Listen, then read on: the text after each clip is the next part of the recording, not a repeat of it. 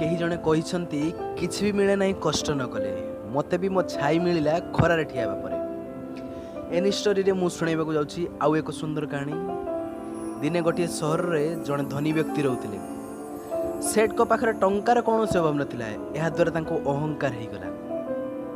तांको लागुथिला टंका फोपाड़िबा जहाँ भी दरकार ताहा मिल जिवो। तो थरे से किछि पढ़ापढ़ी करुथिले तांको अकाउंट सब चेक करुथिले जेतेबेले तांको आँखिरे देखिबा शक्ति टिके कमी गला। आउ एही रोग आस्ते आस्ते बढ़िबा को तांको लागिला। तांको देखा जिया बंद हो गला टोटाली। तांको आँखिरे इन्फेक्शन हो गला। से बुझी पार नथिले कोन करिवे। तांको शहर रे तापरे से जने भलो चक्षु डाक्टर को मते देखैले किंतु किछि भी फलप्रद होला नै। समस्ते कहले कि जादू विद्या तंत्र विद्या ए सब किछि करथाई पारे। तो सेठ समस्त को देखले किंतु किछि भी हैला नै। यहाँ पर सेठ से जो राज्य रे रहउथिले से राज्य रे राजधानी को गले आउ जने भलो डॉक्टर सह परामर्श कले। तो से डाक्तर कहले सेठ एटा किछि बड़ कथा नुहे।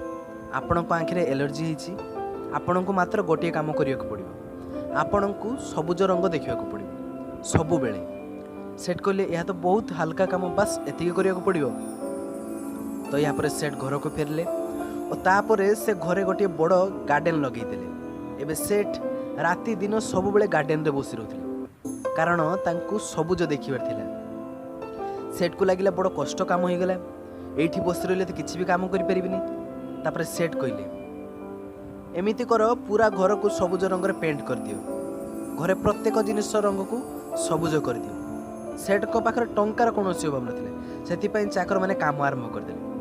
दिने रास्ता जड़े युवक जाऊले से घर को देखिले आ पूरा आश्चर्य हो पड़े। आ मन भाविले कि अद्भुत घर ये पूरा घर सबुज सबु जिनिस पत्र सबुज रंग परिपूर्ण। से युवक जनक घर भितर पशि आसिले। तो से युवक जनक देखिले घर भितर एमिति किछि सामग्री नहीं जहाँ सबुज रंग नथिला। तो से युवक जनक चाकर मान को पचारे कि मते एई घर मालिक सह देखा करिवार अछि। चाकर मान कहले सेठ सेठी बसिचंती आराम करुछंती। तो यहाँ पर से युवक जनक सेठ पाखक गले आ पचारे सेठ एपरी कौन हो गला कि आपण पूरा घर को सबुज रंग परिपूर्ण करदेले गोटे जिनिस भी छाड़ी ना जहाँ सबुज रंग नहीं। सेठ कहले मते डाक्तर कहते जहाँ भी देखियो सबुज देखियो कारण मो आँखिरे इन्फेक्शन हो जाइतिला। जदि मु सबुज रंग देखिबी तो मो आँखि ठीक हो। तापर से व्यक्ति जनक जहाँ कहले टिके ध्यान देके सुनिबे। से युवक जनक कहले सबुज रंग करिवार दरकार कौन थिला दुनिया को सबुज करिवार दरकार भी कौन थिला।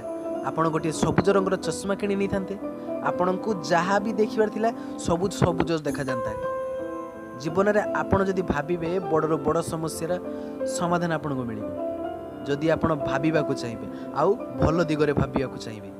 सेथिपाई मु कहे हंस और खुशी बांटी चलो आउ कर दिखाओ कुछ ऐसा कि दुनिया करना चाहे आपके जैसा।